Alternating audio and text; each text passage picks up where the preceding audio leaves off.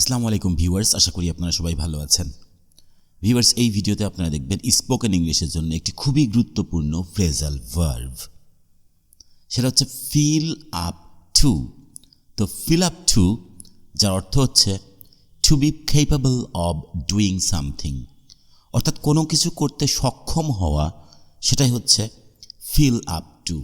এর আরেকটি অর্থ রয়েছে to be fit for something or doing something, অর্থাৎ কোনো কিছুর জন্য উপযুক্ত হওয়া অথবা কোনো কিছু করার জন্য ফিট থাকা, সেটাই হচ্ছে ফিল আপ টু। তাহলে দুইটি অর্থ, একটা হচ্ছে to be capable of doing something অথবা to be fit for something or doing something. দেখুন, এই ফিল আপ টু এই ফ্রেজাল ভার্বটি পরে ভার্ব প্লাস আইএনজি বসবে। ফিল আপ টুর পরে ভার্বের বেস ফর্ম কখনোই বসবে না। ফিল আপ টু এরপরে ভার্ব প্লাস আইএনজি বসবে, জিরান বসবে। এখানে এই টু প্রেপোজিশন হিসেবে ব্যবহার করা হয়েছে, আর প্রেপোজিশনের পরে আপনারা জানেন নাউন ব্যবহার করতে হবে। আর ভার্বকে নাউন করার অন্যতম উপায় হচ্ছে সেটাকে জিরান করে দিতে হবে। সেজন্য ফিল আপ টুর পরে ভার্ব প্লাস আইএনজি বসবে। ভিউয়ার্স, এই ফিল আপ টু কিন্তু কোয়েশ্চেন্স এবং নেগেটিভ এক্সপ্রেশনে বেশি ব্যবহার করা হয়। কোয়েশ্চেন্স এবং নেগেটিভ এক্সপ্রেশন, এই দুটি ক্ষেত্রে ফিল আপ টু সাধারণত বেশি ব্যবহার করা হয়। যেমন আমরা যদি প্রশ্ন করি এরকম যে do you feel up to paying the bill, তার মানে তুমি কি এই বিলটা পে করতে সক্ষম, বা তুমি কি এই বিলটা পে করতে ফিট আছো, সক্ষম, কোনো কিছু করতে কেপেবল।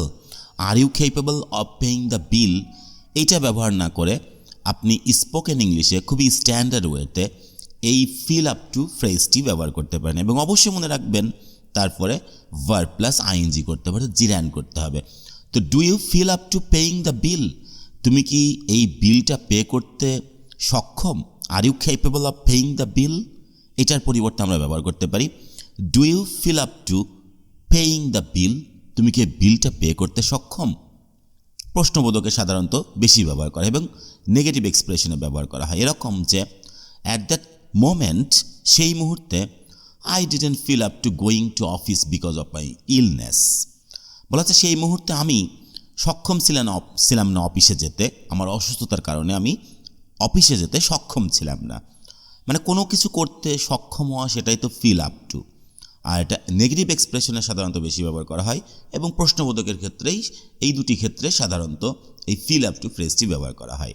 সেজন্য বলা হচ্ছে অ্যাট দ্যাট মোমেন্ট, সেই মুহূর্তে I didn't feel up two, আমি সক্ষম ছিলাম না গোয়িং টু অফিস, অফিসে যাওয়ার ব্যাপারে আমি সক্ষম ছিলাম না, বা অফিসে যেতে আমি সক্ষম ছিলাম না, বিকজ অব মাই ইলনেস, আমার অসুস্থতার কারণে আমি অফিসে যেতে সক্ষম ছিলাম না।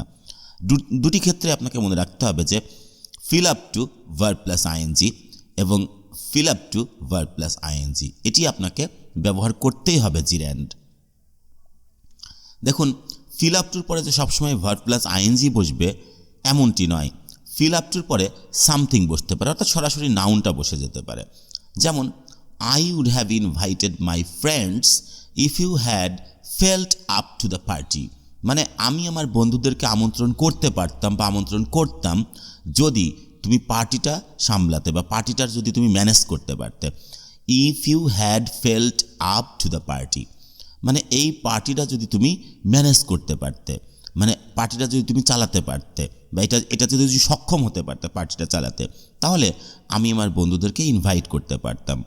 থার্ড কন্ডিশন ব্যবহার করা হচ্ছে, আমি আমার বন্ধুকে আমন্ত্রণ করিওনি, তুমি পার্টিটা সক্ষম, তুমি পার্টিটা চালাতে বা পার্টিটা করতে, খরচ বিয়ার করতে তুমি সক্ষম হতে পারোনি, সেজন্য আমি আমন্ত্রণও করিনি। সেজন্যই থার্ড কন্ডিশনাল সেন্টেন্স ব্যবহার করা হচ্ছে যে I would have invited my friends, আমি আমার বন্ধুদেরকে ইনভাইট করতে পারতাম।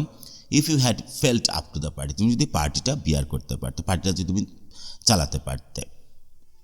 আরও বলা হচ্ছে এক্সাম্পল দেখুন, যে ফিল আপ টুর আরেকটি অর্থ, সেটি হচ্ছে to feel strong or healthy enough to do something, অর্থাৎ মানে খুবই স্ট্রং বোধ করা এবং হেলদি বোধ করা, যথেষ্ট স্ট্রং এবং হেলদি বোধ করা কোনো কিছু করার জন্য, সেক্ষেত্রে ফিল আপ টু ব্যবহার করা যায়। I don't feel up to eating anything, আমি কোনো কিছু খেতে সক্ষম না, মানে আমি স্ট্রংলি ফিল করছি না যে এটা আমার খেতে পারবো। আমি যদি বলি যে আমি বাইরে যেতে সক্ষম না, I don't feel up to going out, তাহলে বুঝবেন যে সে ফিজিক্যালিও স্ট্রং না, হেলদি না, স্ট্রং না, এখন সে স্ট্রং ফিল করছে না বাইরে যাওয়ার ক্ষেত্রে। সেক্ষেত্রে আপনি এই ফিল আপ টু ফ্রেজটি ব্যবহার করতে পারেন। I don't feel up to going outside, অথবা I don't feel up to eating anything, আমি কোনো কিছু খেতে সক্ষম না, আমি বাইরে যেতে সক্ষম না, আমি এই কাজটা করতে সক্ষম না, I don't feel up to doing this or that. এরকম আপনি শত শত এক্সপ্রেশন ব্যবহার করতে পারেন।